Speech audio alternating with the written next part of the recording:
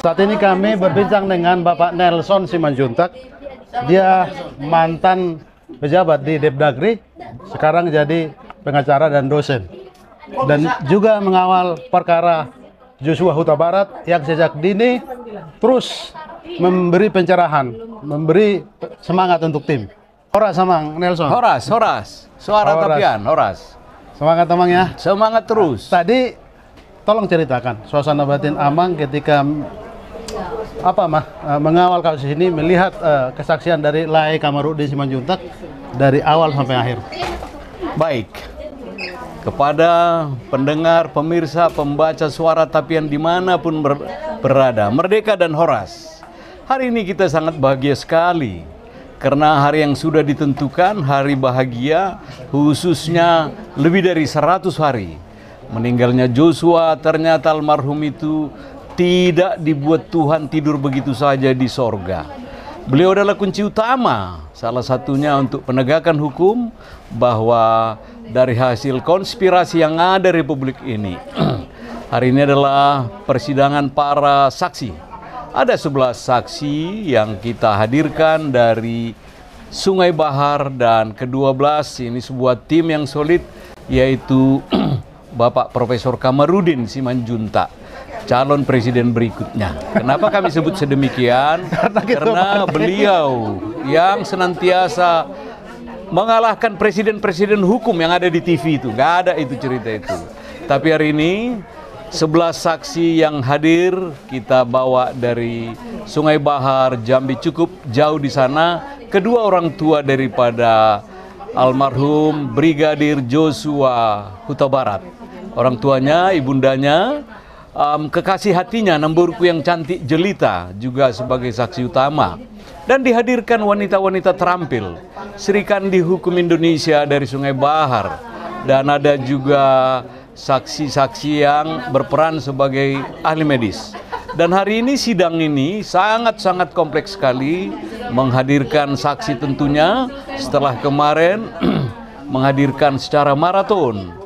FS sudah bisa kita sebut Freddy Sambo dan pacarnya, istrinya Pak Sutri, yang sama-sama jadi terdakwa atas perencanaan pembunuhan daripada almarhum Brigadir Joshua bere kami. Oleh karenanya, untuk sebuah pengharapan dari kebenaran material di dunia hukum Indonesia sesuai dengan jurisdiksi peradilan, maka KUHP KUHAP kita harus mengharapkan bahwa hakim akan memberikan hukuman yang fantastis, yaitu pasal 340. Ini aja udah cukup untuk beliau. Kenapa tadi saksi cukup mobile mengatakan bagaimana kesaksian itu oleh Pak Kamarudin, saksi yang pertama sekali ditampilkan di Pengadilan Negeri Jakarta Selatan. Dari hasil baik tanya jawab, debat dengan para jaksa, kuasa hukum dari seberang sana, dan hakim 3 yang sangat mobilitas tinggi, serta ditutup dengan hadirnya terdakwa Barada Eliezer. Semua 100% Barada Eliezer mengaminkan apa yang sudah sinopsis perencanaan dan tentunya perilaku tindak laku yang dilakukan mulai dari Magelang, Cawang, Jakarta, Duren 3 dan Saguling. Inilah sebuah bukti nyata. Hanya satu saksi saja sudah cukup membuat fundamental hukum Indonesia. Belum nanti ada 11 lagi, ada yang menyaksikan dari awal bagaimana situasi, skenario yang dibuat oleh para penegak hukum yang berupa namanya penyidik. Selama ini ternyata tidak selalu mereka melakukan yang benar. Mari kita punya pengharapan dengan hati yang tulus, doa, ya, doa, bukan yang lain-lain, kepada Tuhan Yang Maha Esa agar kasus ini terang benderang dan orang yang bersalah menerima hukumannya, dan orang yang jujur ini dapat pahala masuk surga di kemudian hari. Demikian sekilas info kami, kembali ke Suara Tapian. Mata Bang, kalau narasi Abang itu saya teringat 3 nama Nelson Simanjuntak, hebat-hebat. Ya. Nelson satu Simanjuntak presiden dulu, bukan presiden di Afrika Selatan. Ya. Itu Pungku, Bawaslu itu Bapak Tuaku, baru dan sini, yang terakhir di sini di hadapanmu. Komnas HAM. Iya, Bawaslu itu Joni. sebenarnya. Oh, Joni. Johnny Nelson kan? Adikku Oke. itu semua. Pertanyaan berikutnya, Pak Nelson. Ini kan apa namanya, kasus yang sangat luar biasa. Ya, Perlu apa namanya, napas panjang mengawal ini. betul. Bagaimana stamina menjaga apa namanya, mengawal kasus ini untuk terus spirit itu tidak kendor begitu. Baik, terima kasih. Saya belajar banyak dari Profesor Kamarudin, koordinator kami.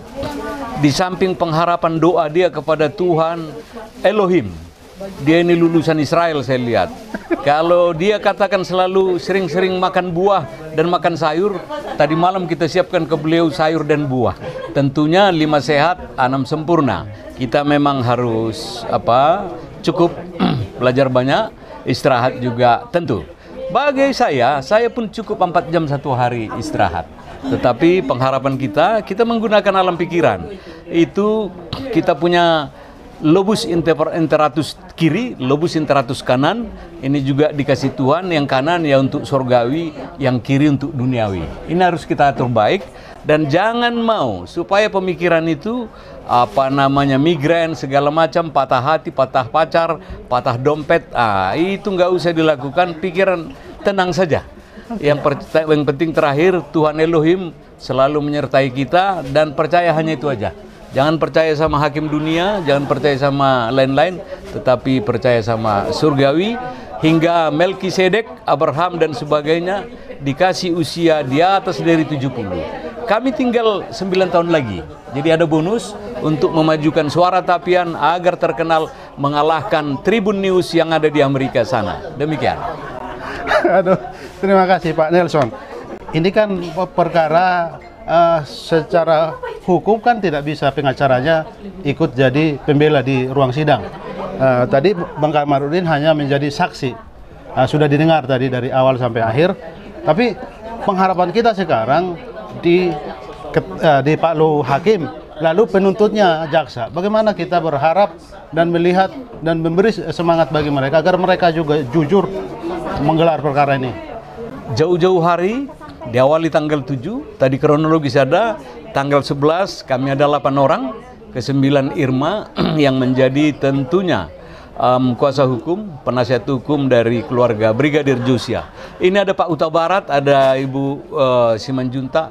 Kalau untuk pengacaranya kuasa hukum keluarga tidak pernah menjadi pengecut, tidak pernah jadi pengkhianat. Sampai menit ini kami abadi, tetap konsekuen, dan ini dibuktikan sampai menit ini.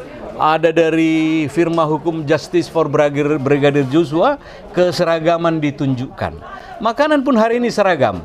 Ada yang dari BPK, ada yang dari BPK. Ini lagi toh. Ini menunjukkan Fiat Justitia, Ruat Kelum yang menggambarkan walaupun langit runtuh, sorga tidak berubah. Ini menunjukkan Fiat Justitia tadi, dan rumah hukum Victoria yang kami pergunakan, termasuk dari grup Pak Johnson Panjaitan. Kami konsisten, kami tetap, kalau kita dikasih Tuhan pekerjaan-pekerjaan kecil, kita akan bisa melakukan pekerjaan yang besar. Sekali lagi, hormat syukur, karunia kepada grup ini, dan juga keluarga besar dari Pak Joshua. Kalau Marga Simanjuntak Uta Barat, ya sudah cukup berdoa saja, kita akan abadi kekal.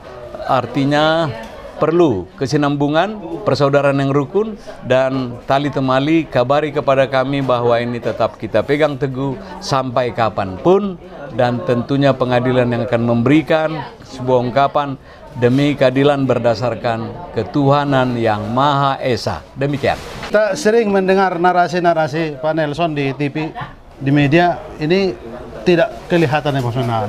Tentu pikiran pasti ruwet lah memikirkan perkara ini, tapi selalu tenang menyampaikan. Apa kiat yang mungkin dibagi juga untuk kita agar narasinya juga tidak terlihat emosionalnya? Resepnya sederhana. Ya. Makan 3 kali 1 hari, baru makan vitamin. Kalau makan buah dan sayur, ini saya lakukan. Biasanya saya menggarong, ternyata itu memberikan tidak ada kanker dan tidak ada manusia pemarah. Kita punya alat pemarah, tetapi kita self control, dan tentu dipunya alam pikiran yang high level.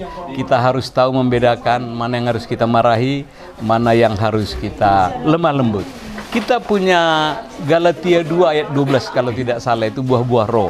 Salah satunya kelemah lembutan. Di sana kita belajar banyak. Saya nggak belajar dari yang lain, saya belajar dari Roh Kudus, dan pada waktunya saya juga manusia biasa, termasuk kawan-kawan, dikala marah-marah, termasuk keluarga kecil kami, keluarga besar, negara, pemerintah, dan kerabat-kerabat dimanapun berada. Ini satu hal yang tidak bisa kita lupakan. Kalau disebut, saya larikan narasinya, orang Batak itu kalau tidak pemarah, dia tidak orang Batak. Karena dia hidup, dia penuh kekerasan, dia punya hidup yang penuh tantangan, dan dia punya hobi yang minimize, dia harus tinggal di level yang jauh hingga teriak-teriaknya harus didengar di bumi. Dan gara-gara orang Batak ini penuh terus terang, dia tidak pernah punya alat berbisik yang halus. Dia berbisik nagogo namanya, dimanapun dia berada, dia tetap margogo kepada Tuhan, kepada manusia sesamanya. Dan peranan-peranan ini ringan sama dijinjing, berat sama dipukul. Kalau ditanya tadi kepribadian itu, pada saatnya kita akan bisa marah. Apalagi saya merangkap sebagai dosen, saya tahu bagaimana menolong mahasiswa, saya tahu bagaimana jikalau memang harus menolong orang dikala berenang dan dikala kesusahan. Ini contoh-contoh yang bagus, kita belajar dari firma Victoria di bawah koordinasi Saudara Profesor Kamarudin Simanjuntak. Inilah bekal mau jadi presiden atau wakil presiden berikutnya. Hidup halak kita, hidup Indonesia, horas. Hidup Suara Tapian. Thank you, God bless you. Kembali ke studio. Sudah memberi waktu untuk kami Suara Tapian. Demikian Suara Tapian, bincang-bincang kami dengan Bapak Nelson Simanjuntak. Horas melihat ya, Mas. Horas.